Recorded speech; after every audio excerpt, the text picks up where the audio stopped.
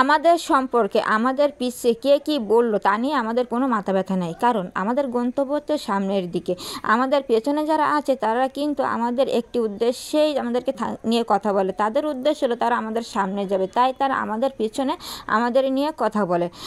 তাই আমাদের উচিত তাদেরকে কোনোভাবে পাত্তা না দিয়ে। আসসালামু আলাইকুম, হ্যালো ভিউয়ার্স, কেমন আছেন আপনারা? আশা করি আল্লাহ তাআলার অশেষ রহমতে ভালোই আছেন। আলহামদুলিল্লাহ আমিও ভালো আছি। বরাবর বন্ধু চলে আসলাম আজ আপনাদের মাঝে নতুন দিনে নতুন আরেকটি ভিডিও নিয়ে। আমার ইউটিউব চ্যানেলের পক্ষ থেকে সকলকে আন্তরিক অভিনন্দন এবং মোবারকবাদ। চলুন তাহলে আজকের ভিডিওটি শুরু করা যাক। ভিউয়ার্স, আজকের ভিডিওটি শুরু করলাম, এই যে খাওয়া দাওয়া শেষ হয়ে গেছে, সকালবেলা কমপ্লিট। এখন আমি এই যে কিছু পাত্র আছে যেগুলো ময়লা হয়ে গেছে পরিষ্কার করতে হবে, যেহেতু খাওয়া দাওয়া শেষ এগুলো পরিষ্কার করা হয় নাই, তাই এখন পরিষ্কার করতে আসলাম। সবগুলাকে আমি প্রথমে ভিজিয়ে ধুয়ে নিলাম, তারপরে গুঁড়া সাবান দিয়ে আমার মনের মতো করে ডলে ডলে ওর সমস্ত গায়ের চামড়া উঠে পরিষ্কার করে দেবো। কারণ ওকে ময়লা মাখতে বলে কে? আমি কি বলি ময়লা মাখতে?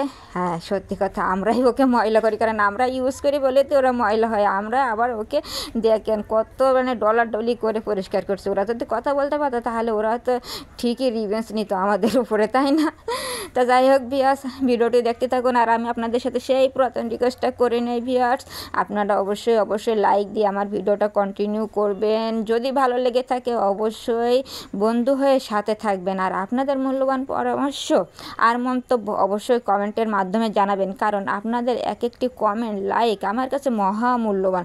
তাই অবশ্যই লাইক কমেন্ট শেয়ার সাবস্ক্রাইব করে পাশেই থাকবেন, যাতে আমি আপনাদেরকে নতুন ভিডিও উপহার দিতে আরও একটু ইন্সপায়ার্ড হই।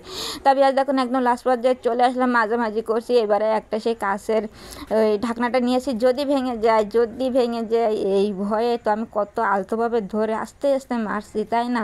ওর গায়ে কি ব্যথা লাগছে? ব্যথা না লাগলে ও কি পরিষ্কার হবে?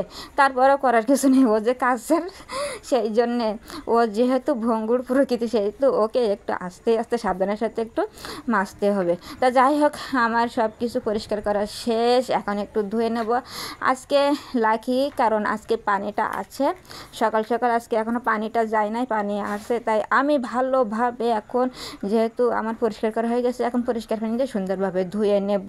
তা আমি এখন এক একটা করে ডলে আবার ধুচ্ছি। সত্যি কথা ভিয়া, যদি এরা কথা বলতে পারতো তাহলে কি যে করতো তার ঠিক নেই। একেতে ডলে ওকে পরিষ্কার করলাম, আবার ডলা দিয়ে আবার ধুয়ে নিচ্ছি। তো ও কি ব্যথা পাচ্ছে না? যদি কথা বলতে পারতো, যদি ব্যথা পাইতো তাহলে দেখতেন আমাদের সেই রিভেঞ্জটা অবশ্যই নিয়ে নিত। তা যাই হোক, আস্তে করে সব কয়েকটা আমি ধুয়ে নিলাম। ধোয়াধুয়ির একদম শেষ পর্যায়ে চলে আসলাম। যেহেতু কাজ করতে আমার একটু দেরি হয়, আপনারা প্লিজ বিরক্ত হবে না, একটু ধৈর্য সহকারে কন্টিনিউ করবেন। আর আমার কাম যদি আপনাদের ভালো লাগে তাকে অবশ্যই লাইক দিয়ে একটু জানিয়ে দেবেন কমেন্টের মাধ্যমে, কারণ আমি খুব আস্তে কাজ করি, আমি খুব দ্রুত করতে পারি না। তো যাই হোক, কাজটা আমার প্রায় হয়ে গেছে, এখন শেষ, এখন চলে যাবো পরবর্তী। হ্যাঁ viewers, winter knocking at the door, শীত এসেই পড়েছে। কালকে তাপমাত্রা আমাদের এখানে 17°C পর্যন্ত নেমে আসছিল। তাই যেহেতু শীত লাগছে, তাই আজ সকাল উঠে এই যে শীতের কম্বলটা সেটা এখন বের করে নিচ্ছি। যেহেতু এখন সকালবেলা, এখনও তেমন বেলা হয় নাই, এখনও যদি এটা বের করে পরিষ্কার করে দেওয়া হয় তাহলে রাতে ইউজ করা যাবে। রাত্রে যেহেতু শীত পাইছিল, তাই সকাল এটা বের করতে আর ভুলি নাই, কারণ রাত্রে যদি আবারও ঠান্ডা পড়ে তখন এটা ইউজ করতে পারবো। তাই দেখুন ভিউয়ার্স, এক হাতে ফোন ধরছে আর এক হাতে বের করতে পারছি না। আপনারা তো শুধু দেখবেন, একটু বের করেও তো দিবেন না। এক হাতে এই কম্বল আমার দ্বারা সম্ভব উঁচা করা, তারপরে দেখুন কি টেকনিকে বের করে নিলাম। যাই হোক, অবশেষে কাভার থেকে আমি আনকাভার করেই নিলাম। তা দেখুন তো, এটাই এখন পরিষ্কার করতে হবে, কত কাজ, তাই না ভিউয়ার্স? আপনারা শুধু দেখতেই পারেন আর কাজটা আমি করতেই থাকি, আপনাদের মধ্যে শেয়ার করে দেই।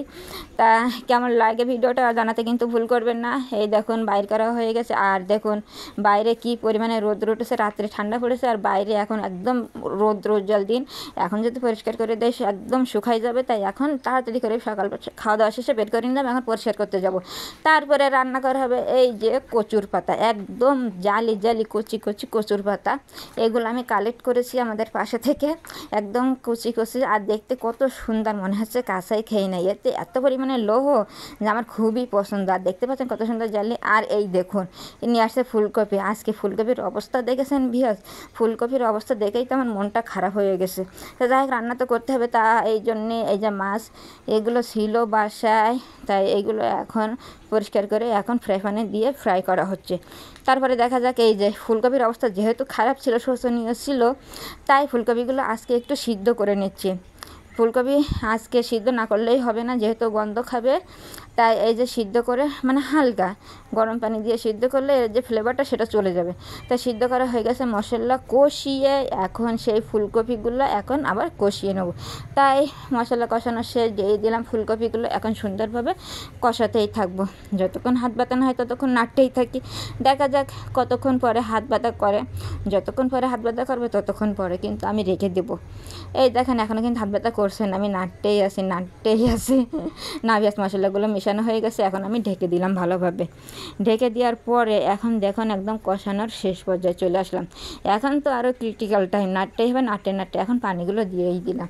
যেহেতু ফুলকপিগুলো শোচনীয় অবস্থা, বেশি করে জ্বালাতেই হবে, তাই অনেকগুলি পানি দিয়ে দিলাম। দিয়ে এখন সুন্দরভাবে মশলাগুলো মিশিয়ে এখন আবার একটু ঢেকে দিতে হবে। ঢেকে না দিলে ফুলকপি কি সিদ্ধ হয়? এই দেখুন পানি দেওয়া কম হয়েছে, আবার পরবর্তীতে দিয়ে দিলাম। দিয়ে এবার এখন ঢেকে দেবো। ঢেকে কিছুক্ষণ জ্বালাতে থাকি। এই যে কিছুক্ষণ জ্বালানোর পরে সেই মাছগুলো ছিল সব দিয়ে দিলাম। দেখতে পাচ্ছেন ভেজ আজকে সব একসাথে দিয়েছি। দিলাম একসাথে সব, আবার এর ঘাড়ে ওর ঘাড়েও সব পড়ে আছে, এখন সব আবার সরাতে হবে। তা যাই হোক, একটা একটা করে আমি সরিয়ে নিয়ে সমস্ত জায়গায় মানে তরকারির উপরে সমস্ত জায়গায় সরিয়ে দিয়ে আবার ঢেকে দিলাম। আপনারা তাতে দেখতে না পান, বুঝলেন ভিউয়ার্স? তাও তো দেখতে পাচ্ছেন তাই না? ওয়েট অ্যান্ড সি, দেখতে দেবই না। এই দেখুন ঢেকে দিলাম। তাই যাই হোক, ঢাকা মানে হয়ে গেছে রান্নাটা। এবারে ফাইনাল লুকটা দেখে নিন কেমন হয়েছে দেখতে। অনেক দুর্দান্ত হয়েছে, কিন্তু যেহেতু কপিটাকে সিদ্ধ করা হয়ে গেছে, সিদ্ধ করে ফেলছে, আজকে কোনো মানে গন্ধ খাইনি, মানে কোনো গন্ধর কোনো পাইনি।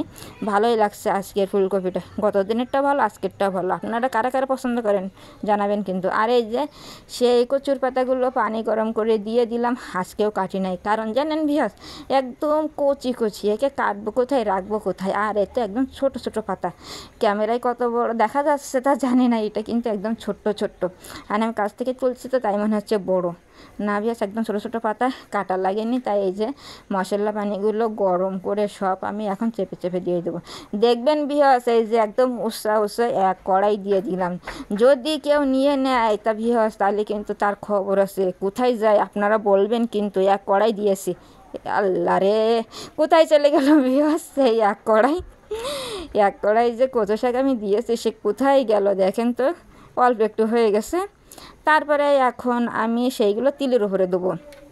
তেলের উপরে দেওয়ার জন্য এই যে পেঁয়াজ কুচি, রসুন কুচি দিয়ে একটু ব্রাউন কালার মতো করে, মানে কালারটা চেঞ্জ হলেই দিয়ে দিচ্ছি, কারণ অনেকক্ষণ ভাজতে হবে, বুঝলেন ভিউয়ার্স? অনেকক্ষণ ভাজবো, সেই কারণে একটু দেরি করে মানে ব্রাউন কালার আসার একটু আগে দিয়ে দিলাম। এই যে দেখেন দেওয়া শেষ।